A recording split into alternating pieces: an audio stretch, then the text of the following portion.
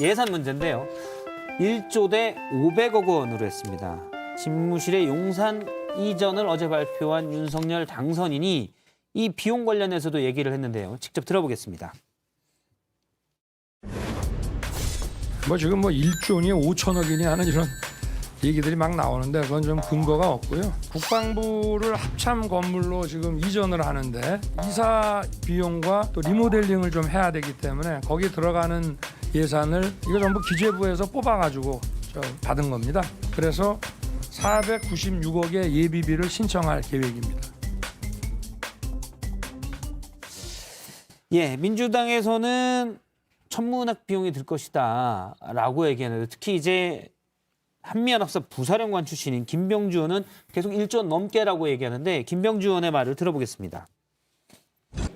이것은 단순히 이사 비용 정도가 여기 추계되는 겁니다. 그리고 간단한 리모델링 정도요. 그러니까 건물 짓는 비용 정도만 해도 1조 1,000억 정도 됩니다. 땅 사는 거는 두 번째 치더라도 그리고 거기 새로운 데 군이 들어가면 어떻습니까? 경계, 울타리, 방호 시스템을 해야 되고 여러 가지가 있으면은 천문학적인 숫자가 들 거라고 저는 봅니다. 예. 윤석열 당선인 측에서 어제 이 비용 추계를 내놨는데요. 잠깐 그래픽으로 보겠습니다.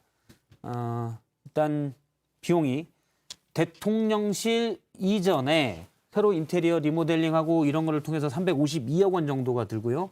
그다음에 국방부 청소에 기존에 있는 국방부가 바로 옆 건물 합참으로 이사 가는데 여기에 118억 원이 든다고 계산을 했습니다. 그리고 한남동에 있는 공간을 리모델링해서 일정 기간 대통령이 쓰는데 이 부분이 25억 원에서 어제 나온 얘기는 모두 496억 원입니다.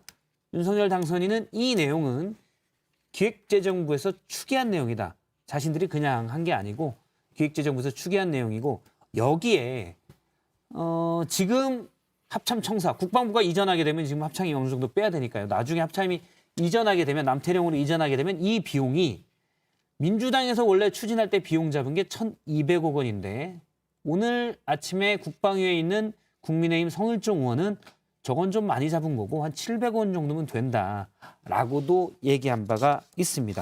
합참 이전까지 해서 그렇다는 말이고요. 이 비용에 대해서는 일단 어떻게 보시는지요? 그러니까 저는 구체적인 이 비용이 얼마냐의 당부보다 그러니까 이게 준비를 하지 않고 그냥 이렇게 무대뽀식으로 추진하다 보니까 생기는 문제인 거거든요. 저희가 이런 종류의 어떻게 보면 큰 혈세가 투입되는 일, 특히나 지금 여기에 예비비를 사용해야 되는 그런 이 문제가 생겨 있는 상황에서 저희가 구체적으로 추계되는 아무 내용 없이 이 뭔가 국회든 청와대든 의사결정을 할 수밖에 없는 이게 정말로 적절하냐. 어떻게 보면 우리 김병주 의원님도 본인이 이 한미연합 부사령관 한 경험을 가지고 여러 가지 말씀을 주셨고 국방이나 당 내에서도 추정을 해보곤 있지만 이 추정이라고 하는 걸로 의사결정을 하는 거는 그냥 그 자체로 문제인 거거든요. 저희가 아주 구체적인 액수, 정말로 합참이 이사를 갈 때 거기에 비용은 얼마일지 이런 거를 따져보고 결정을 해야 돼요. 둘 다 따져봐야 된다. 근데 이거 김병주 의원님 같은 경우에는 너무 이렇게 크게 좀 추계를 하신 것 같긴 해요. 그래서 아무래도 이제 당선인 입장에서는 조금 얼마 안 된다라고 말씀을 하셔야 될 거고 이제 민주당 반대하는 입장에서는 많이 드니까 어렵다 이렇게 말씀을 하셔야 되는데 그러니까 구체적인 비용 자체는 사실 산정을 더 해봐야 되고 추가적으로 우리가 검토를 더 해봐야 되겠지만 일단 우리가 가기로 마음을 먹었다. 그리고 대다수의 국민들이 여기에 대해서 동의를 하고 있다. 청와대에서 나오는 거에 대해서는 동의를 하고 있다 그러면 우리가 사실 이 금액에 관해서는 국민들께 설득할 필요가 분명히 있는 것이죠. 그것이 500억이든 아니면 1,000억이 들든지 간에 저는 국민들한테 설득하는 과정들이 있어야 된다고 생각이 되는데 사실 이게 우리가 정치적 결단이 있고 그 위에 예산이 드는 것들은 늘 어떤 정치적 과정 속에서 있었던 일입니다. 예를 들면 노무현 전 대통령 같은 경우에는 사실 우리가 세종시로 행정수도를 이전하는 과정 속에서도 2004년 기준으로 100조가 든다고 그런 비판들이 막 있었거든요. 그럼에도 불구하고 정치적 결단을 하셨고 실제로 이전을 다 성공하진 않았지만 일부 이전이 돼서 결과적으로 지금 긍정적인 역할들을 많이 하고 있는 거 아니겠습니까? 저는 사실 지금 드는 예산만으로는 이 청와대 이전의 어떤 모든 부가가치를 다 계산할 수는 없다고 생각이 돼요. 청와대를 개방함으로써 국민들한테 얻어지는 이런 것들을 고려하게 되면 지금 조금 비용이 든다고 하더라도 충분히 우리가 국민들을 설득할 수 있는 부분이다 저는 이렇게 보고 있습니다. 그러니까 저희가 지금 5천억 이야기는 사실 저희 당이 한 것도 아니거든요. 국방부가 인수위에 그렇게 보고했다고 내용이 알려지고 있는 부분이잖아요. 그러니까 국방부가 우리가 그냥 단순하게 이사 비용이나 건물 이전 비용 차원이 아니라 전략적인 필요에 의해서 생겨나는 굉장히 많은 비용이 있다라고 판단하고 그걸 보고했다는 이야기고, 그런 것들은 어떻게 보면 커지면 커질 가능성이 더 많습니다. 그러니까 저도 예전에 이제 뭐 예결위에서 예산소위에서 이 방사청 관련된 국방 관련된 예산들을 이 심사를 하다 보면 이 전략적인 안보와 관련된 예산들은 굉장히 규모도 크고, 저희가 그냥 일반적인 사무실들과는 또 비교할 수 없는 여러 이 설비나 뭐 장치들이 또 있거든요. 그래서 그런 부분들이 결과론적으로 우리 국회에서 심사가 되고 그런 의사결정이 있어야 되는데, 지금 이렇게 밀려가게 되면 어떻게 보면 정말로 우리가 전력 증강에 사용돼야 될 굉장히 소중한 방위비를 이거 이사에 써야 되는 그런 문제가 생깁니다. 그러니까 이게 지금 이사 비용이 제가 좀 과다축이 됐다고 생각하는 이유가 뭐냐면, 우리가 지금 용산에 있는 국방부 청사가 이제 우리가 신청사를 의미하는 건데 그게 한 개 동이 아니지 않습니까? 사실 뭐 본관, 별관 이렇게 해서 몇 개의 동으로 나눠져 있고, 그게 이전하는 것 자체가 이미 그 정도의 충분한 인프라는 있어서 그렇게 많은 비용이 들지 않는다라고 하는 것이 또 다른 전문가들의 이야기인 것이고, 무엇보다도 합참 같은 경우에는 우리가 남태령을 갔을 때 오히려 군사적인 효용이 더 크다라는 이야기가 있거든요. 예를 들면 우리가 데프콘 3 때는 용산에 있다가 데프콘 2가 돼서 더 위급한 상황에서는 그제서야 남태령으로 간다는 것이 사실 군사적으로도 그렇게 맞지 않는 이야기다라는 비판이 분명히 있습니다. 그래서 저는 비용이 든다 하더라도 이것이 오히려 군사나 안보 면에서 더 이익이 된다 그러면 청와대를 이전하는 것 이외에도 이번에 우리가 다시 한번 군 안보 체계를 개편할 수 있는 기회라고 생각하기 때문에 예. 저는 우리가 이걸 국민들께 설득할 수 있는 부분이라고 보고 있습니다. 일단 이 비용은 예비비에서 지출이 돼야 되는데 원래 예산에 예비비가 있잖아요. 약 2조 원 정도가 있어서 긴급한 상황에 대해서 쓸 수 있는 돈인데 정부가 국무회의를 열고 여기서 승인을 내야 됩니다. 예비비는. 근데 박수현 청와대 국민소통 수석의 얘기가 협의 내용이다라고 했는데 들어보겠습니다. 인수위원회를 통해서 현 정부에 정확하게 이제 제출이 된 것인지 그것은 아직 알 수가 없고요. 다만 정식 과정을 통해서 제안이 되고 설명이 되고 요청이 오면 그렇게 정해진 과정들에 의해서 협의를 긴밀하게 해나가면 될 일이라고 생각을 하고, 윤석열 당선인님의 그런 의지가 잘 지켜지기를 저희도 그렇게 기대하고 있습니다. 예.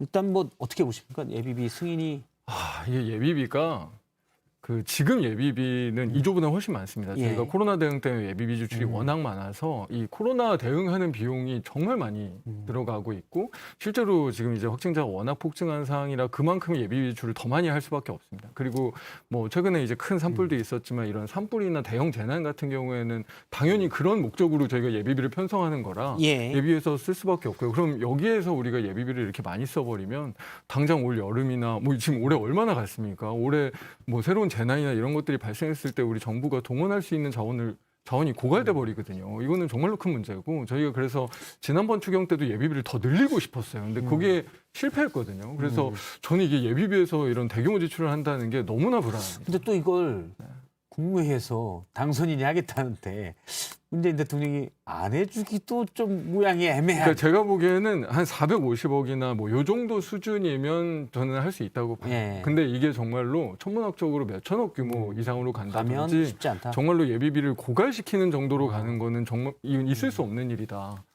라는 생각이 있어요. 오늘 사실 이철희 청와대 정무수석과 윤석열 당선인의 장제원 비서실장이 만나잖아요. 만나서 다시 대통령과 당선인의 회동 실무 협상을 하겠다고 했는데, 여기에서 혹시 보십니까? MB 사면이나 인사권 문제가 협의가 잘 될까요?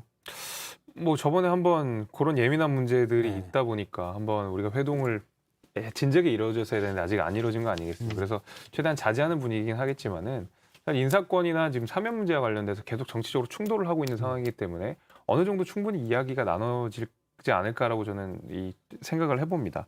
그리고 무엇보다도 이제 청와대 이전과 관련된 이야기를 분명히 하실 것 같은데, 왜냐면은 이게 지금 국무회의에서 통과되고 여기서 토론이 되고 해야 되는 내용이긴 하지만, 일단 기본적으로 문재인 대통령께서도 당선인의 입장을 존중하시고 그 추진 방향에 대해서 조금 지원을 해줄 생각이 분명히 있으시기 때문에, 저는 이런 뭐 예비비를 가지고 어떤 식으로 활용할 것인지, 그것이 우리가 예비비의 목적을 달성하는데, 그다음에 예비비 지금 시급한 현안들을 처리하는데 크게 장애가 되지 않는다 그러면 문 대통령께서도 여기서 충분히 지원을 해주실 것 같다는 생각이 듭니다. 제일 현안이 이명박 전 대통령의 사면 얘기도 사실 민주당에서는 부담이 됐던 내용이잖아요. 공론화가 다시 그전에 되면서 어떻게 예상하십니까? 장철민 의원이 개인이 보시기엔.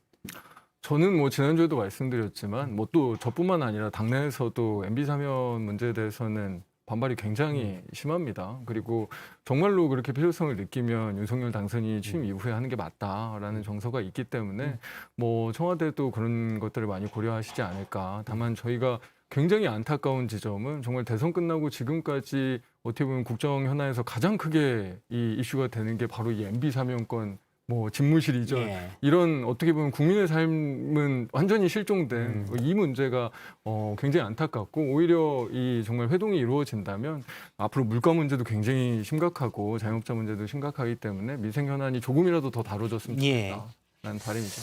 알겠습니다.